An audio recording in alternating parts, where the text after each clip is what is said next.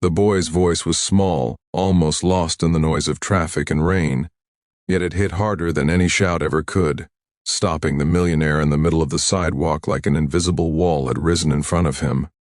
In that single moment, with cold air biting his face and the city rushing past, everything the man believed about success, power, and control cracked open without warning.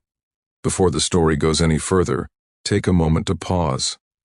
If you believe in kindness, second chances, and the quiet power of doing the right thing even when no one is watching, please like this video, share it with someone who needs hope, leave a comment, and subscribe to the channel. Your support helps stories like this reach hearts that truly need them. Ethan Caldwell had built his life on movement, forward movement, upward movement, endless motion with no time to look back. He was a self-made millionaire in his early 40s, the kind featured in business magazines with polished smiles and headlines praising discipline and ambition. His days were measured in meetings, contracts, flights, and numbers that grew larger every year. He lived in a glass high-rise overlooking downtown Chicago, drove a car that turned heads, and wore suits tailored to perfection. From the outside, his life looked complete. From the inside, it felt strangely hollow, though he rarely allowed himself to acknowledge that. Ethan had grown up in a small Ohio town, raised by a single mother who worked 2 jobs and still found time to sit beside him every night and pray. She taught him that hard work was a form of gratitude, and that faith was not weakness, but strength. After she passed away during his final year of college, Ethan buried his grief under ambition. Success became his shield. If he kept climbing, kept winning, kept proving himself, then the ache might never catch him. Years later, that ache followed him anyway, silent and persistent. On the evening everything changed. Ethan was leaving a charity gala he had attended out of obligation rather than belief. He had written a generous check, smiled for photos, shaken hands, and said the right words. As soon as the event ended, he stepped outside into a light drizzle, irritation tightening his chest. His driver was delayed, and the chills seeped through his coat. He glanced at his phone, scanning emails, already thinking about the next deal. That was when he noticed the boy. The child stood near the edge of the sidewalk, soaked sneakers pressed against wet concrete, clutching a cardboard sign that sagged from rain. He couldn't have been more than 10 or 11. His jacket was too thin for the weather, his dark hair plastered to his forehead, his shoulders tense as if bracing against something far heavier than the cold. Ethan barely registered him at first. He was used to seeing hardship from a distance, framed behind glass windows or summarized in reports. He reached into his pocket, pulled out a few bills, and took a step forward, ready to drop them into the boy's outstretched hand without slowing down. That was when the boy lifted his head. The child didn't beg, he didn't plead. His eyes, a deep and steady brown, held something unsettlingly calm. And then the words came, quiet but clear, words that landed with unexpected weight. The boy said that money was not what hurt the most, that being unseen was. He said that people walked past every day, and each step felt like being erased. Ethan froze. The city noise faded into a dull hum. Those words dug straight into a place Ethan had kept sealed for decades.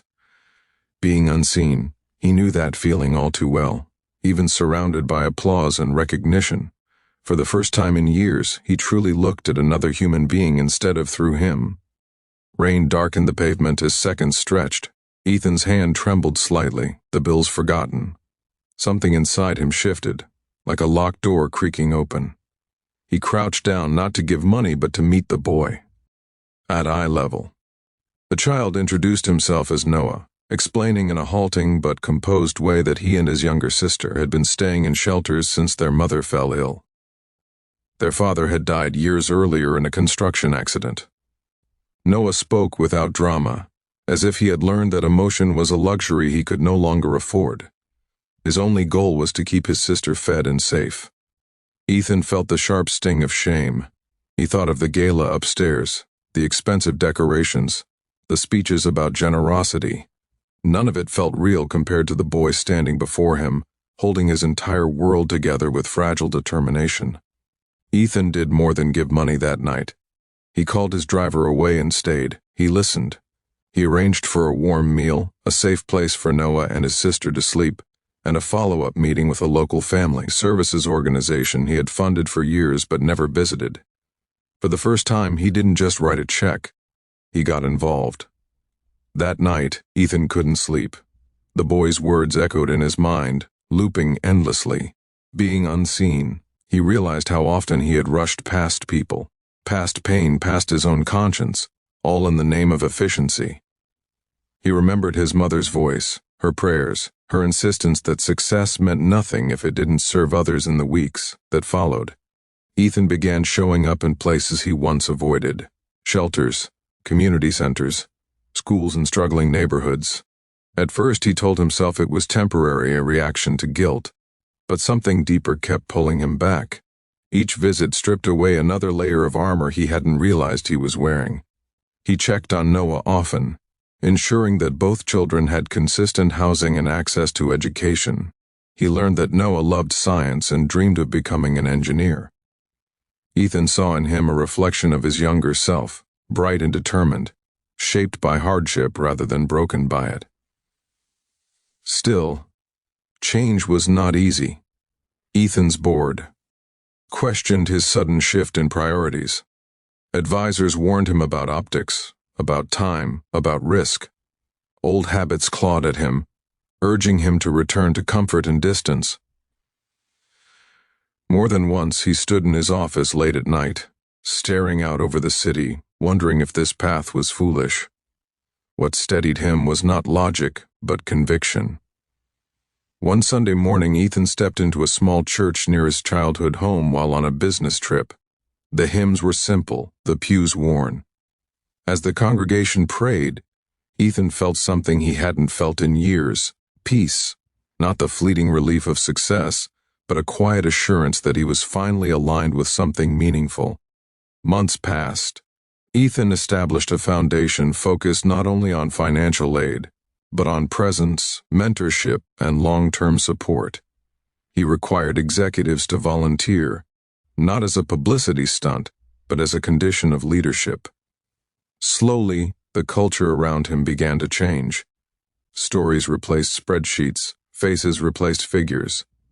One winter afternoon, Ethan attended a school science fair at Noah's invitation. The gym buzzed with energy, posters lining the walls. When Noah stood proudly beside his project, explaining it with confidence, Ethan felt an overwhelming swell of emotion. Not pride in himself, but gratitude for having listened that night in the rain. Life did not become perfect. There were setbacks, difficult cases, nights when Ethan questioned whether his efforts were enough. But he no longer felt hollow. The emptiness that once haunted him had been filled with purpose. Years later, Ethan told his story at a conference, not as a triumph, but as a confession. He spoke of a boy whose words stopped him, who reminded him that success without compassion is failure in disguise. The room fell silent, not because of his wealth, but because of his honesty. As you reflect on this story, if it has touched your heart in any way, please take a moment to engage with this video. Like it, share it with someone who needs hope, and let us know that stories of kindness still matter. And before the ending, we have a special request for you. Please comment below with the words "I see you" if you believe that no one should ever feel invisible in this world. On another rainy evening, years after their first meeting, Ethan walked through the same city street. He paused where it had all begun, the memory vivid and humbling. Somewhere out there, countless voices waited to be heard. He whispered a quiet prayer of thanks, knowing that sometimes the smallest words can change the largest lives. If this story moved you, if it reminded you of the power of seeing and being seen, please engage with this video from the heart. Your support helps keep these stories alive, reaching others who may be waiting for hope, just like Ethan once was.